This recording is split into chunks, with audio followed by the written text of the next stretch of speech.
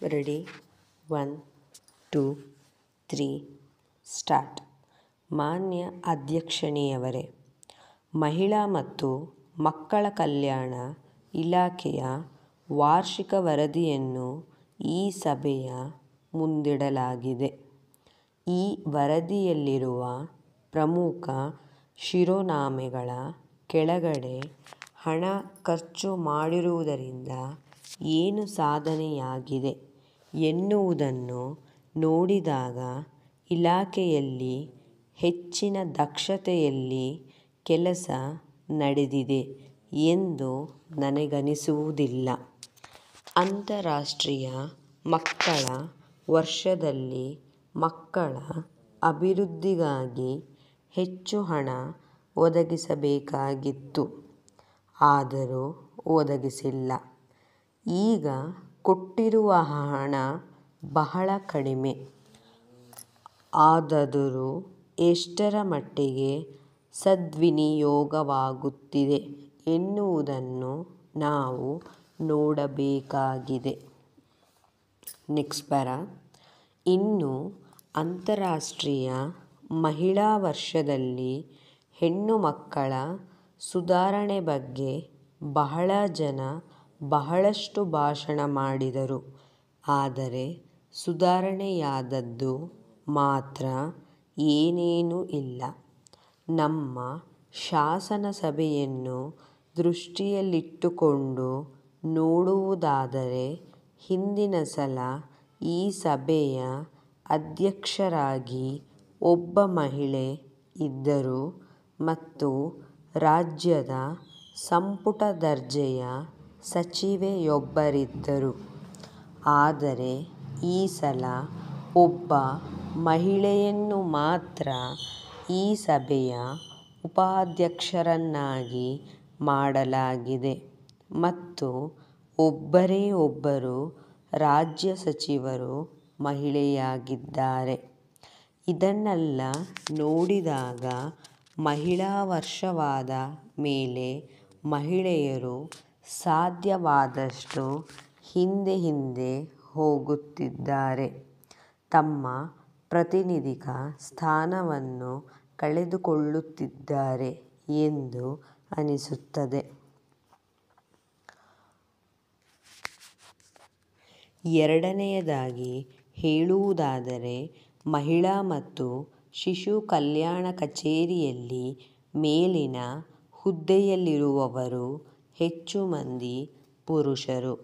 ಮಹಿಳೆಯರ ಉದ್ಧಾರವಾಗದೇ ಇರುವುದಕ್ಕೆ ಇದೋ ಒಂದು ಕಾರಣ.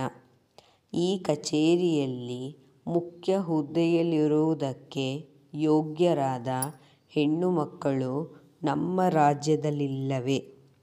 ಪುರುಷರು ಎಷ್ಟರ ಮಟ್ಟಿಗೆ ಮಹಿಳೆಯರ ಉದ್ಧಾರ ಮಾಡುತ್ತಾರೆ ಎನ್ನುವುದನ್ನು ನಾವು ವಿಚಾರ ಮಾಡಬೇಕಾಗಿದೆ. ಈ ಇಲಾಖೆಯ ಸರಹದ್ದಿನಲ್ಲಿರುವ ಅಲ್ಪಸಂಖ್ಯಾತ ಮಹಿಳೆಯರ ಉದ್ಧಾರಕ್ಕಾಗಿ ಸರ್ಕಾರ ಏನೇನು ಕಾರ್ಯಕ್ರಮಗಳನ್ನು ಹಾಕಿಕೊಂಡಿದೆ ಎಂದು ಕೇಳಬಯಸುತ್ತೇನೆ. ಕೆಲವು ವರ್ಷಗಳ ಹಿಂದೆ ಮಹಿಳೆಯರ ಪುನರುಜ್ಜೀವನ ಚಳುವಳಿ ನಡೆಯಿತು. ಅಂದಿನಿಂದ ಮಹಿಳೆಯರು ಜಾಗೃತರಾಗಬೇಕೆನ್ನುವ ದೃಷ್ಟಿಯಿಂದ ಕೆಲವಾರು ಕಾರ್ಯಕ್ರಮಗಳನ್ನು ಸರ್ಕಾರ ಮತ್ತು ಕೆಲವರು ಹಿರಿಯರು ರೂಪಿಸಿದುಂಟು.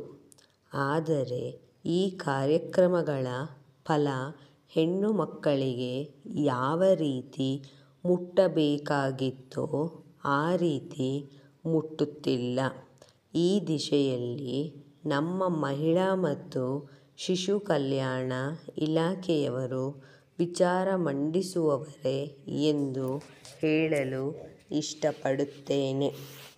ಇಷ್ಟೆಲ್ಲ ಕಾರ್ಯಕ್ರಮಗಳಿದ್ದರೂ ಅವು ಕತ್ತೆಯ ಬೆನ್ನ ಮೇಲಿನ ಕಸ್ತೂರಿಯಂತೆ. ಆದರೆ ಏನು ಪ್ರಯೋಜನ? ಇವತ್ತಿನ ದಿವಸ ಮಹಿಳೆಯರಲ್ಲಿ ಸ್ವತಂತ್ರವಾಗಿ ವಿಚಾರ ಮಾಡುವ ಪ್ರವೃತ್ತಿ ಇಲ್ಲವೇ ಇಲ್ಲ.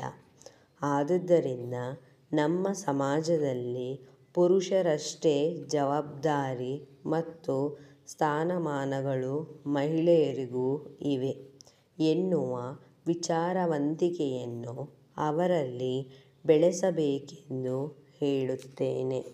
ಹೆಣ್ಣು ಮಗು ಹುಟ್ಟಿದ ಕೂಡಲೇ ಅದೊಂದು ತುಚ್ಛ ಮಗುವೆಂದು ಭಾವಿಸದೆ ಅದನ್ನು ಅಕ್ಕರೆಯಿಂದ ಸಾಕಬೇಕೆಂದು ನಾನು ಈ ಸದನದ ಮುಖಾಂತರ ಕರ್ನಾಟಕ ರಾಜ್ಯದ ಸಕಲ ಮಹಿಳೆಯರೆಲ್ಲರೂ ಕಳಕಳಿಯಿಂದ ಕೇಳಿಕೊಳ್ಳುತ್ತೇನೆ.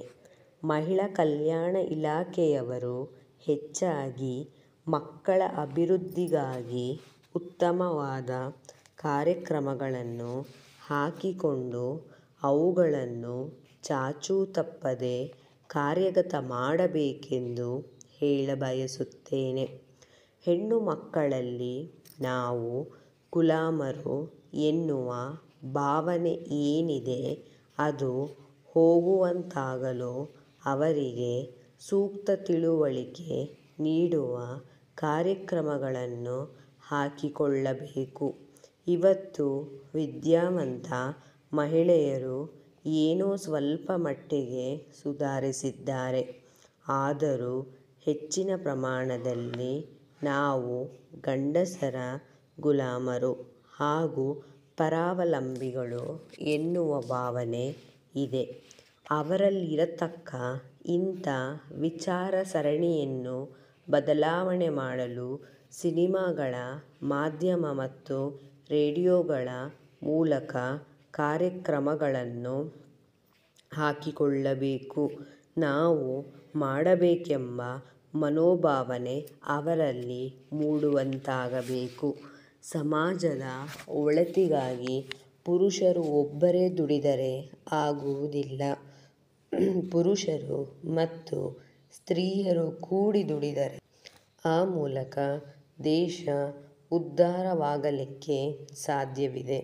ಸ್ತ್ರೀಯರು ಸಮಾಜದಲ್ಲಿ ಹಿಂದೆ ಉಳಿಯಲಿಕ್ಕೆ ಮುಖ್ಯವಾದ ಕಾರಣವೇನೆಂದರೆ ನನಗೆ ತಿಳಿದ ಮಟ್ಟಿಗೆ ಅವರಿಗೆ ಸಾಕಷ್ಟು ಅಕ್ಷರ ಜ್ಞಾನ ಇಲ್ಲದಿರುವುದು, ಎರಡನೆಯದಾಗಿ ಆರ್ಥಿಕ ಸ್ವಾತಂತ್ರ್ಯ ಇಲ್ಲದೆ ಇರುವುದು, ಮೂರನೆಯದಾಗಿ ಮನೆ ಕೆಲಸ ಹಾಗೂ ಮಕ್ಕಳ ಪೋಷಣೆ ಪಾಲನೆಗಳ ಮಧ್ಯೆ ವಿಚಾರ ಮಾಡುವುದಕ್ಕೆ ಅವಕಾಶ ಇಲ್ಲದಿರುವುದು. ಈ ರೀತಿಯ ಒಂದು ಪರಿಸ್ಥಿತಿ ಇರುವುದರಿಂದ ಅವರು ನಾಲ್ಕು ಗೋಡೆಗಳ ಮಧ್ಯೆ ವಾಸ ಮಾಡಬೇಕಾಗಿದೆ.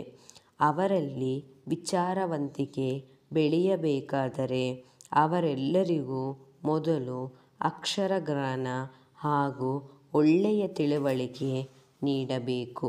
ಶಾಲೆಗೆ ಹೋಗತಕ್ಕ ಹೆಣ್ಣು ಮಗಳಿಗೆ ಉತ್ತಮವಾದ ಶಿಕ್ಷಣವನ್ನು ಕೊಡುವ ವ್ಯವಸ್ಥೆ ಮಾಡಬೇಕು ಮತ್ತು ಶಾಲೆಗೆ ಹೋಗದೇ ಇರತಕ್ಕ ಹೆಣ್ಣು ಮಕ್ಕಳಿಗೆ ಅದರಲ್ಲಿಯೂ ಗ್ರಾಮಾಂತರ ಪ್ರದೇಶದಲ್ಲಿ ರತಕ್ಕದಂಥವರಿಗೆ ಸಿನಿಮಾ, ರೇಡಿಯೋ ಮುಂತಾದ ಮಾಧ್ಯಮಗಳ ಮೂಲಕ ತಮ್ಮ ಕರ್ತವ್ಯದ ಅರಿವನ್ನು ಮೂಡಿಸುವಂತಹ ಶಿಕ್ಷಣವನ್ನು ಕೊಡಬೇಕೆಂದು ಹೇಳುತ್ತೇನೆ. ಜೊತೆಗೆ ಅವರಿಗೆ ಧಾರ್ಮಿಕ, ಸಾಮಾಜಿಕ, ರಾಜಕೀಯ, ಶೈಕ್ಷಣಿಕ ಹಾಗೂ ಇನ್ನು ಮುಂತಾದ ರಂಗಗಳಲ್ಲಿ ಮುಂದುವರಿಯುವುದಕ್ಕೆ ಅವಕಾಶ ನೀಡಬೇಕು. ಎಲ್ಲ ಕ್ಷೇತ್ರಗಳಲ್ಲಿಯೂ ಅವರಿಗೆ ಪ್ರಾತಿನಿಧ್ಯ ನೀಡುತ್ತಾ ಬಂದರೆ ಅವರಲ್ಲಿರತಕ್ಕ ಸದ್ಗುಣಗಳು ಸಮಾಜಕ್ಕೆ ದೊರೆತು ದೇಶಕ್ಕೆ ಹೆಚ್ಚಿನ ಪ್ರಯೋಜನ ಆಗುತ್ತದೆ.